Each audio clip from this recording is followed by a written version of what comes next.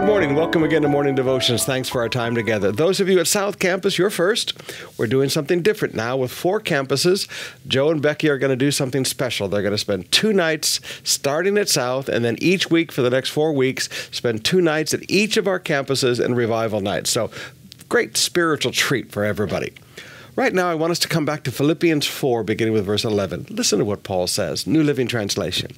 Not that I was ever in need, for I have learned how to be content with whatever I have. All right, so contentment is something that you learn. There are some people that are never content. Whatever you give them, they're not content.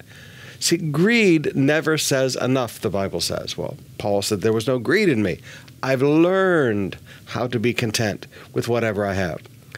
I know how to live on almost nothing or with everything.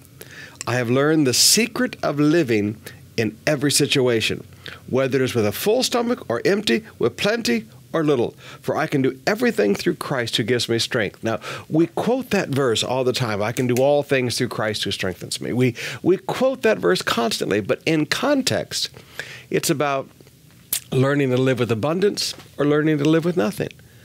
Now, as pastors, you have to know that.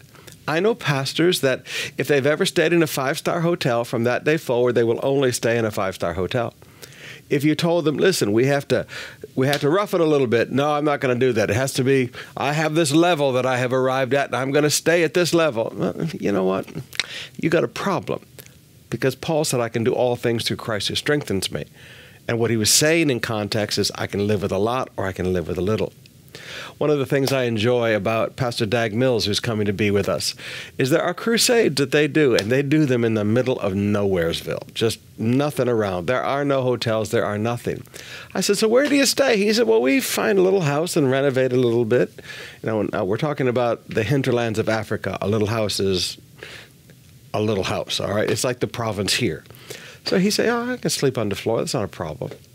Now, brothers and sisters, the day that you and I prosper, and we can't go backwards. We can't sit down on a dirt floor and eat Kamayan style with a family who doesn't have anything. The day that you and I are too good to sleep on a floor wrapped up in a mosquito net because we're trying to help somebody in the province. The day that you and I are too good to sleep on a church floor because we're taking relief goods to people after a typhoon. The day that you and I have to stay at a certain level, forgive me, you've missed it. Paul said, you haven't learned the secret.